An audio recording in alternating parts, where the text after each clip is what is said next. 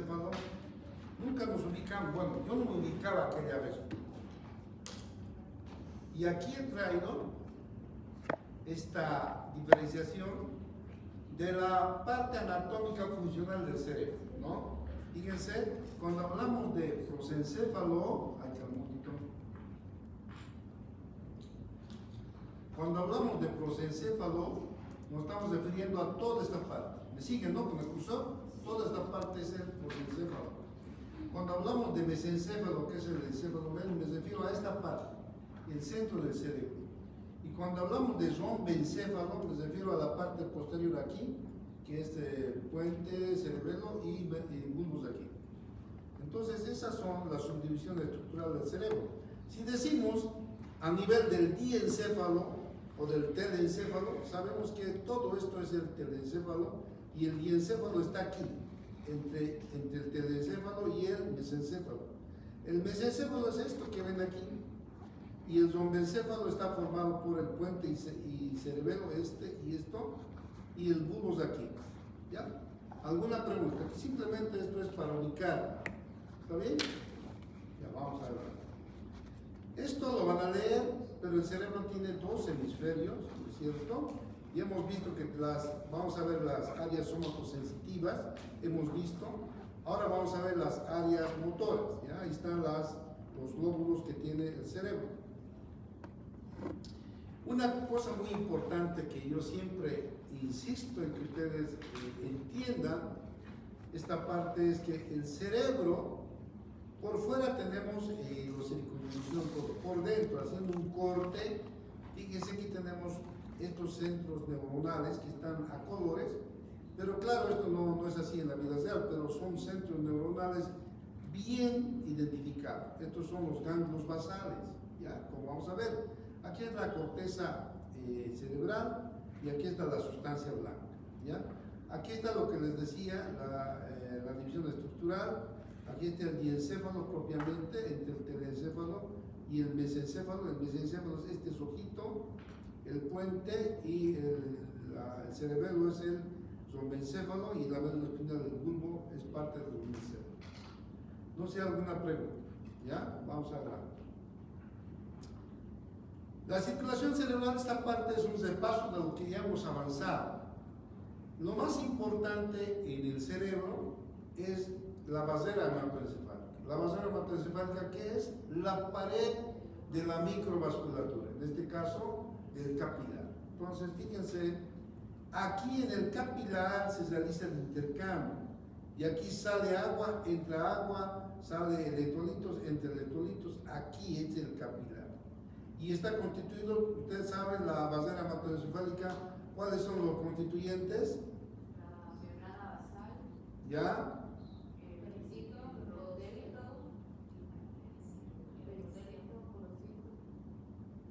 Membrana basal, endotelio, ¿qué más?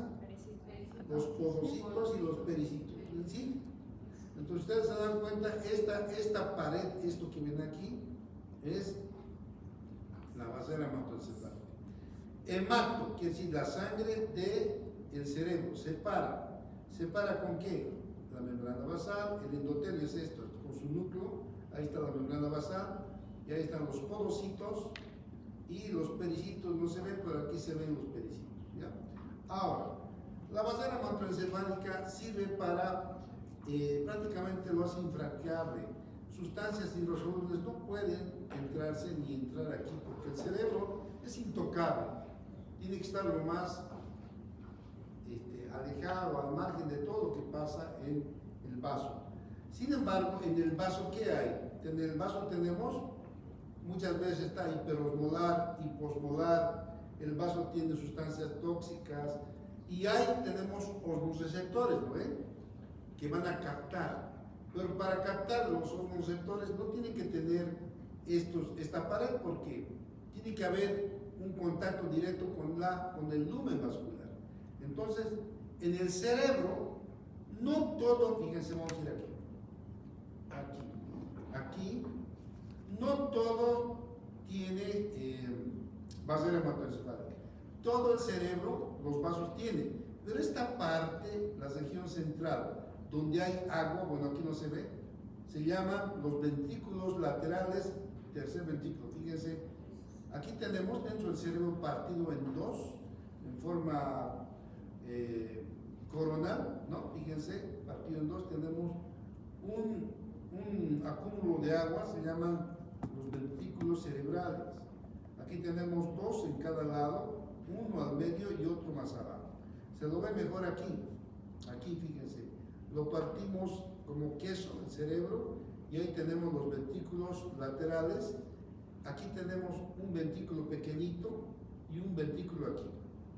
Estos son los ventrículos cerebrales, primer ventrículo, segundo ventrículo. Esto que ven aquí es tercer ventrículo y esto es el cuarto ventrículo. ¿Por qué es importante los ventrículos? Porque a nivel del ventrículo, en el piso, en la pared ventricular, está la parte que no tiene vasera hematoencefálica.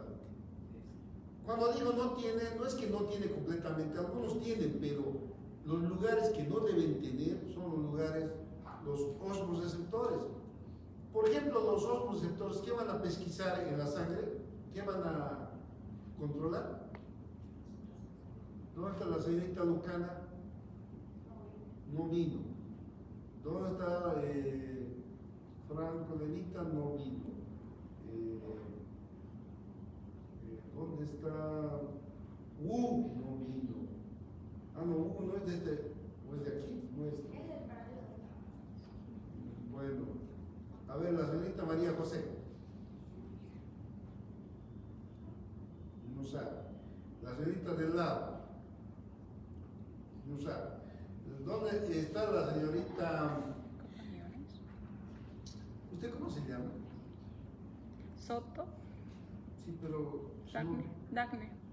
Dagne Soto. ¿Qué dice Dagne Soto? Que captaría Sí, los osmoreceptores. la osmolaridad, podría ser la lúmina o también los iones que habrían. ¿Qué iones? Sodio, potasio, ion hidrógeno también, yo creo. ¿Está bien eso, señorita María José? Señorita María José, ¿qué le pasa a usted? ¿Está bien eso, Cáceres? Sí, sí.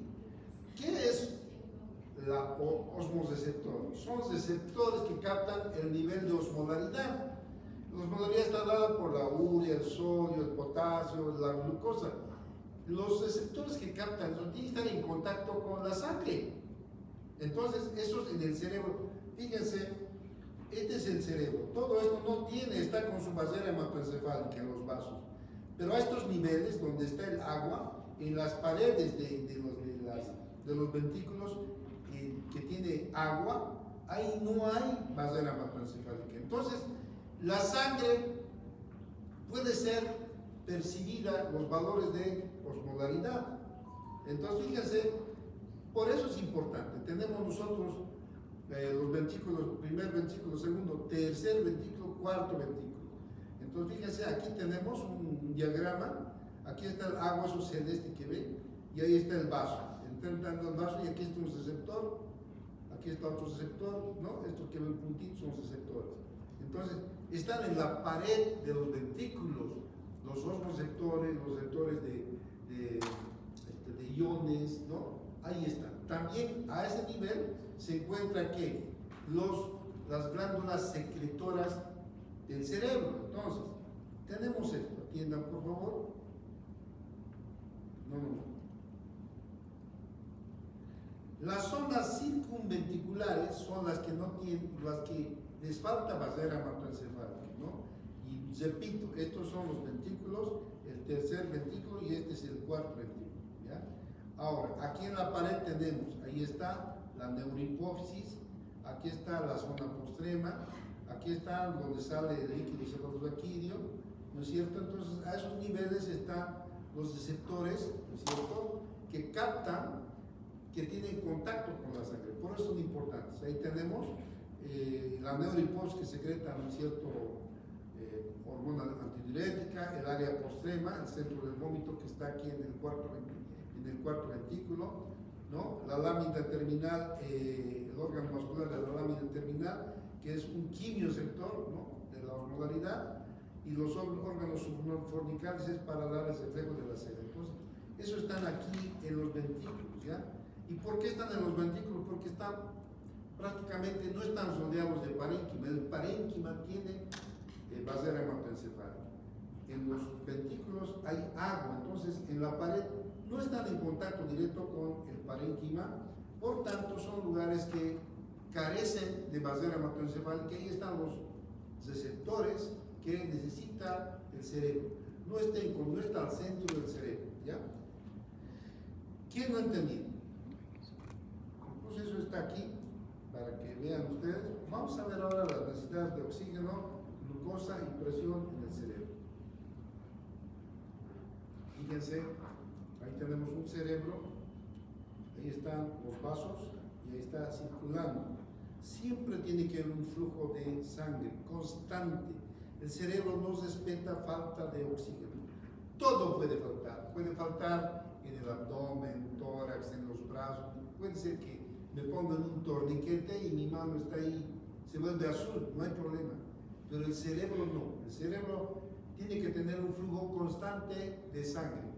Para eso, fíjese, necesita oxígeno porque sus células están produciendo siempre ATP. El cerebro produce ATP desde que nacemos hasta que morimos. El momento que el cerebro deja de producir ATP para producir potencial de erección, está muerto. Entonces, el cerebro siempre necesita para producir ATP, oxígeno y glucosa, por tanto, constantemente está recibiendo ahí los valores, ¿no? Cuando tiene, por ejemplo, valores de PO2 menor a 25, puede tener coma. La glicemia menor a 30 y aparece coma también. Estamos hablando de glicemia, la cantidad de glucosa que tiene que tener la sangre. El cerebro usa para poder producir ATP. ¿Y el ATP qué? Va a producir potencial de erección. Los potenciales de erección mueven todos los cuerpos, ¿ya? Ahora, para que haya un flujo en el cerebro constante, el cerebro tiene autorregulación cerebral. Esta autorregulación hace que haya un flujo constante del cerebro y no varíe. Siempre va a haber un flujo constante del cerebro. Entonces, va a mantener una presión arterial, un volumen constante en el cerebro, de tal manera que nunca le va a faltar oxígeno ni glucosa, ¿ya? Entonces aquí tenemos ¿cómo funciona esta autorregulación? Aquí está explicado en forma, digamos, escrita, pero les voy a dar el ejemplo. Vamos a hacer el dibujito con mi pluma. Atiendan. Si yo tengo, atiendan, un vaso sanguíneo y mi vaso tiene hipertensión, ¿entienden, no? Hipertensión. Cuando entra al cerebro, ¿qué va a pasar? Va a haber vasoconstricción. ¿Por qué va a haber vasoconstricción? Porque el volumen de sangre es excesivo. Esta cantidad de volumen de sangre puede reventar los vasos. Por tanto, a la entrada nomás tenemos vasoconstricción. Entonces, esta cantidad de volumen que entra es suficiente ¿para qué? Para descargar lo que necesita el cerebro, ¿ya? Entonces, de esa forma está regulando, se llama autorregulación. Lo contrario, si por ejemplo el cerebro, el cuerpo ha perdido sangre, tiene anemia por una hemorragia, en ese caso hay poca sangre circulando. Entonces, ¿qué va a hacer el cerebro? Lo que va a hacer es va a dilatar, ¿ya? Entonces, si nosotros tenemos menor cantidad de sangre por una hemorragia, entonces el cerebro ¿qué hace? Dilata los vasos cerebrales. ¿Para qué? Para que se acumule la sangre y alcance, ¿no? Para poder distribuir ¿qué? Oxígeno y glucosa a las neuronas cerebrales. Entonces, eso es lo que pasa siempre. Eso se llama autorregulación cerebral. La autorregulación se da por dos conceptos básicos que ninguno de ustedes puede desentenderse. Uno, por la presión arterial y otro por el CO2. También influye el pH, también influye otras situaciones, pero lo más importante para la autorregulación es la presión arterial media y la presión parcial de CO2, ¿ya? Y aquí tenemos en el caso del CO2, fíjense, en el caso del CO2, aquí, fíjense, aquí tengo lo he escrito mal, pero valores arriba de 50, arriba de 40 que tengo aquí, vamos a hacer. Valores de hipercapnia, ¿cierto? Que tenga arriba de 50, fíjense aquí digamos es 50, aquí es 50, aquí. ¿Qué va a pasar con los vasos sanguíneos? Y aquí es 30. ¿Qué va a pasar cuando hay PCO2 de 30? ¿Qué va a pasar cuando el CO2 de 30 en el cerebro? ¿Qué va a pasar? ¿Qué va a haber? ¿Qué va a haber? ¿Está bien o no? ¿Qué va a haber? Vasodilatación en caso de CO2 de 30. Vasoconstricción. El CO2 es el electrolito en el gas más importante a nivel cerebral. Su concentración plasmática aumenta o disminuye el volumen sanguíneo. Si nosotros tenemos CO2 bajo, hipocapnia, 30, 20, entonces va a producir ¿qué? Vasoconstricción. Si tenemos CO2 elevado, hipercapnia de unos 50, 60, va a producir vasodilatación. Entonces, eso es importante. Entonces, la autorregulación usa esos valores para poder autorregularse, pero más que todo está dada por la presión arterial media. Ya saben cómo se saca la presión arterial media, no es el promedio de la presión, ¿no es cierto? Hemos avanzado en la presión arterial media. Pero la presión arterial media, fíjense, cuando la presión está aumentada, aquí tenemos los valores de presión arterial media, la autorregulación funciona entre un valor de 60 y 150, ¿ya? Aquí está 50 todavía, pero están saliendo ahora los textos con 60. Entonces vamos a arreglar eso con 60. 60 milímetros de mercurio. Si la presión tiene 60 milímetros de mercurio y puede aumentar la presión hasta 150 milímetros de mercurio, el cerebro se autorregula. Si es, por decir, aquí nosotros tenemos, en este momento tenemos 130 aquí tenemos 130 de presión arterial media, 130, ¿no es cierto? Si tiene 130 de presión arterial media, entonces va a producir vasoconstricción. ¿Para qué? Para que ese volumen que está entrando afuera no dilate, va a romper la vasera hematoencefálica. Por tanto hay vasoconstricción y entra lo que tiene que entrar solamente. Entonces hay vasoconstricción. Pero si al revés, repito, la presión arterial media es baja, por decir es 40, aquí digamos 40, entonces ¿qué va a pasar? Va a dilatar, va a haber una dilatación de los vasos sanguíneos. Eso se llama autorregulación cerebral. No sé si está entendido este concepto. ¿Alguna pregunta? A ver, Áñez, que me explique. ¿Está entendido, Áñez? Porque creo que ha llegado hace un minuto, Áñez. Sí, por lo que vi, doctor. Yo que sepa, el CO2 es el gas que cuando se encuentra en mayor cantidad.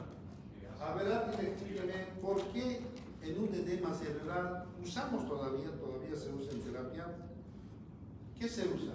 ¿Valores de CO2 elevados o valores de CO2 bajos en un edema cerebral? ¿Ah? ¿Ah? ¿Más fuerte? No me pregunten. CO2 bajo. ¿Por qué? ¿Por qué? ¿Por qué? ¿Ah? Porque eso va a su protección y el líquido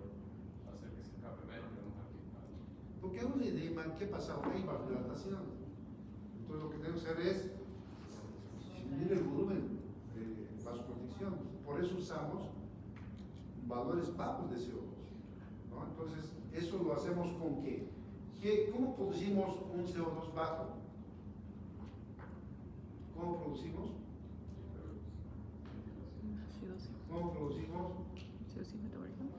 Torres, ¿cómo producimos? ¿Ah? No me pregunten. A ver, ¿quién levante la mano para que le aumente un punto? ¿Por qué? ¿Ah? ¿Y cómo le hiperventilas al paciente si está con edema? No me preguntes. ¿Con qué? No preguntes. Ya, ¿dónde está? ¿Quién es el que aumenta? No está mi querido Ignacio. No hay tampoco Hugo, no hay nada. ¿Quiénes son del segundo lugar? Lucana. ¿Qué pasa? ¿Por qué no están? Es que están vendiendo medicina social en la defensa. Ya, ¿pero quién es el segundo? No hay segundo ni tercero de ayudante. ¿Quién? ¿Añez?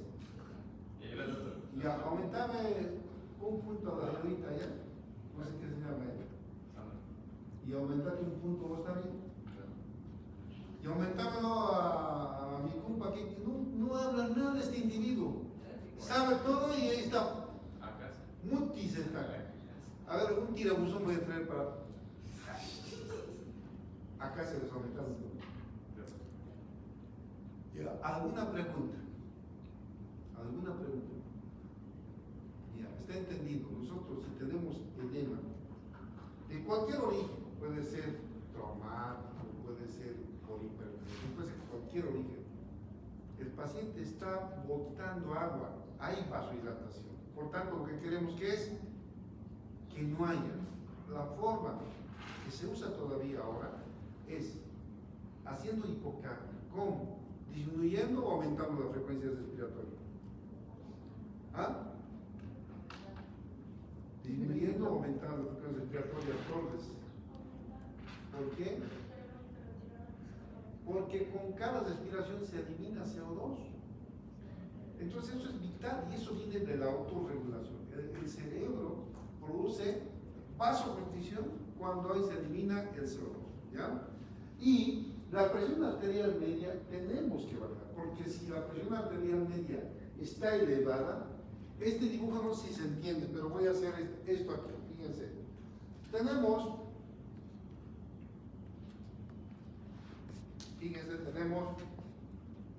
una presión elevada. No, así era, pero unos segunditos.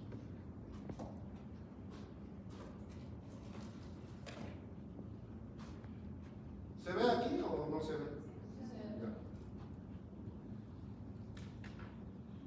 Si tenemos, atiendan por favor, un cerebro, el vaso sanguíneo entra, y aquí tenemos la autorregulación cerebral. Y esto se sale también. Tiene que entrar suficiente sangre como para distribuir glucosa y oxígeno. Por eso se forma el tempo. Ahora, si viene un montón de sangre y una hipertensión arterial, ¿no es cierto? El aumento de sangre es tal, viene y llega el vaso aquí, no entra, claro que quiere entrar toda esa sangre. Pero inmediatamente llega a la puerta, ¿qué se produce aquí? ¿Qué se produce? Vasoconstricción. Entonces quiere entrar, lo siento mucho, solamente va a entrar lo que se necesita. Entonces, eso se llama autoregulación. El cerebro no deja entrar tanta sangre. Este volumen de sangre está afuera. Aquí entra lo que tiene que entrar, ¿por qué? Porque las neuronas no van a aguantar tanto. ¿Y entre qué presiones tiene esa autorregulación?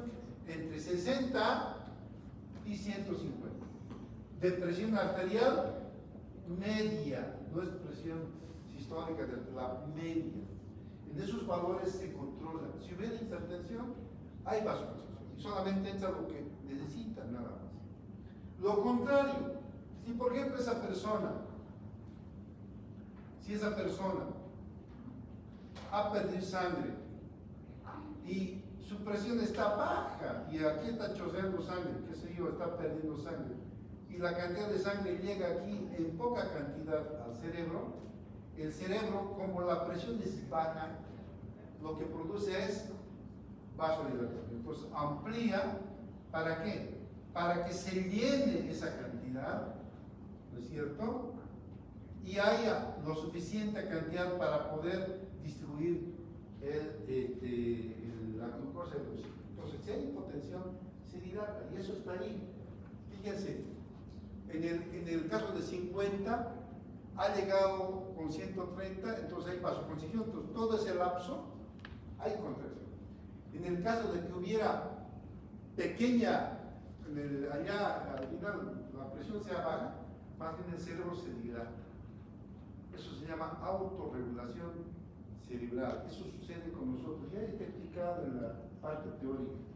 Y los dos, tanto la presión arterial media como el CO2, son los más importantes factores que influyen en la autorregulación cerebral. Y eso usamos nosotros. Si nosotros queremos un paciente que está con edema cerebral, queremos que se reduzca ese edema, ¿qué debemos hacer? Las dos primeras medidas que debemos tomar. No me digan Áñez, no me diga Cáceres, no me diga. Yo quiero que me diga, a ver, Michelle creo que es aquella señorita, ¿no? Me estoy confundiendo. A ver, no quiero que me diga Michelle. Quiero que me diga María Zelén. María José. Sí, si hubiera un edema cerebral, ¿cuáles serían las medidas que debemos tomar?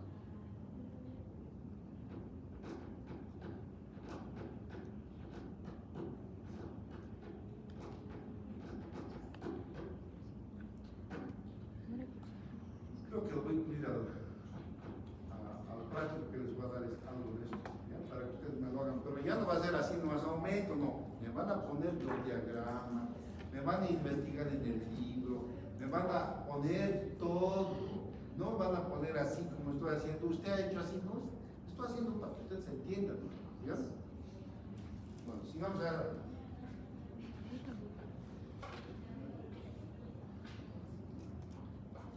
Bien, habiendo visto esto, vamos a ver el cerebro. Fíjense, la corteza prefrontal del cerebro es el área ejecutiva, ¿ya? ¿Qué quiere decir? Es el área que controla todo el cerebro, controla y indirectamente todo el cuerpo. El área ejecutiva es el área, el jefe prácticamente del cerebro. Entonces, esta área es esta área es el 30% de la corteza, cualquier cantidad. Y la dopamina es un neurotransmisor principal. ¿Cuáles son las funciones? Toma de decisiones. Aquí está la personalidad, aquí está la memoria de trabajo, funciones cognitivas. Aquí está la planificación, la estrategia de lo que ustedes quieren lograr. Con esta parte, que es la corteza prefrontal, se piensa cómo triunfar. Controla al sistema límbico. Esto va a controlar al sistema límbico. El sistema límbico dice, este sábado vamos a divertirnos, nos vamos a beber.